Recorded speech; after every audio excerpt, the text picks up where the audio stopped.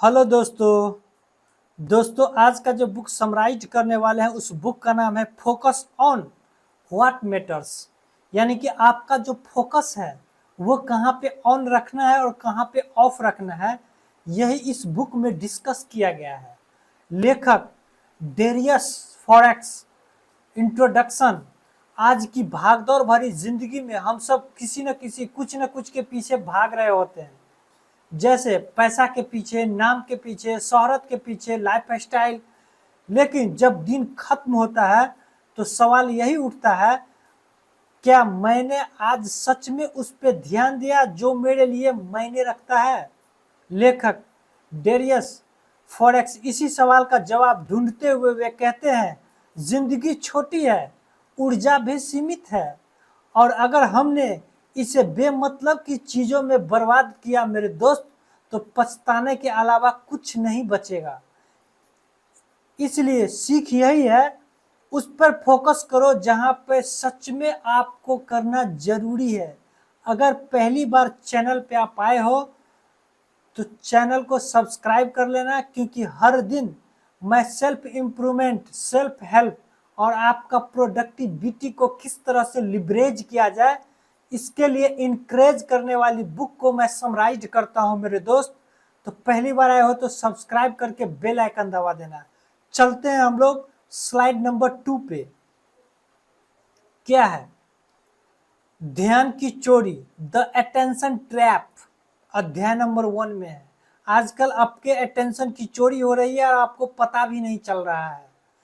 आज की सबसे बड़ी समस्या है कि हमारी अटेंशन चोरी हो रही है। सोशल मीडिया नोटिफिकेशन, न्यूज का शोर, बेकार तुलना, कंपैरिजन, दूसरों की राय, ये सब हमें असली काम से भटका देते हैं मेरे दोस्त।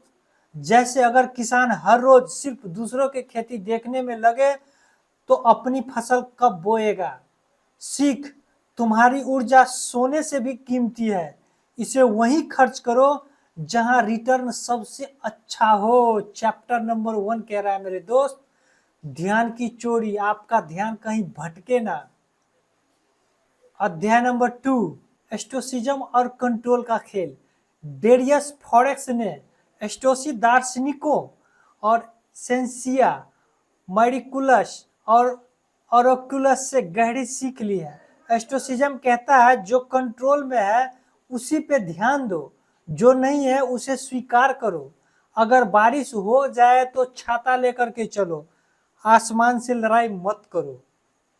अगर कोई तुम्हारे बारे में कुछ गलत बोले तो याद रखो, उसकी जुबान उसके कंट्रोल में है, तुम्हारा दिमाग तुम्हारे कंट्रोल में है। सीख, फिजूल की लड़ाई छोड़ो, असली जंग वहीं लड़ो जहां जीत सकते हो। अध्याय नंबर 3, इनफ यानी कि पर्याप्त। हमेशा और ज्यादा पाने की भूख कभी खत्म नहीं होती है, और पैसा और कपड़े और फॉलोअर, लेकिन सच में जरूरी कितना है? अगर आपको 2 वक्त का अच्छा खाना, सिर पर छत और परिवार की खुशियां मिल जाए तो यही काफी है। देसी उदाहरण समझे तो गांव का एक किसान 5 बोरी गेहूं में साल भर गुजार लेता है। शहर का आदमी 50 बोरी के चक्कर में अपनी नींद, अपना शांति बेच देता है। कौन अमीर है? वही जो संतोष से जीता है। सीख, सच्चा अमीर वही है जिसे पता है कि उसके पास पर्याप्त है, भरपूर है। ये चैप्टर नंबर 3 बता रहा है। चैप्टर नंबर 4, जीवन की 3 सबसे जरूरी चीजें। डेरियस फॉरेक्स कहते हैं, अगर तुम सिर्फ 3 चीजों पर ध्यान दो तो जिंदगी आसान हो जाएगी। पहला, हेल्थ यानी कि स्वास्थ्य, बिना सेहत का सब बेकार है। सुबह की सैर, सही खान पान, थोड़ी एक्सरसाइज। पंच लाइन की बात करूं, जिम में 30 मिनट देना, अस्पताल में 30 दिन से तो आसान है मेरे दोस्त, 30 दिन से तो आसान है। ये चैप्टर नंबर 4 का कहना है। रिलेशनशिप, रिश्ते, पैसा कमाना आसान है लेकिन सच्चे रिश्ते बनाना मुश्किल है। परिवार को समय दो, दोस्तों से सच्ची बातें करो, दिखावे से दूर रहो मेरे दोस्त।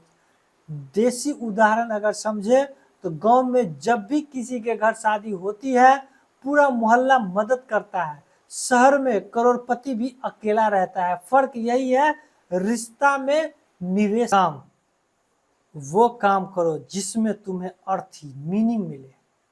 सिर्फ पैसा के लिए काम मत करो। अगर काम से संतोष है तो थकान भी मीठी लगेगी। अगर काम बोझ है तो सैलरी भी जहर लगेगी। इसलिए सही काम करो, वर्क सही जगह पे करो। अध्याय नंबर 5, बाधाओं से सीख, टर्निंग स्ट्रगल इनटू स्ट्रेंथ। लेखक कहते हैं समस्याएं दुश्मन नहीं है, टीचर है दोस्त।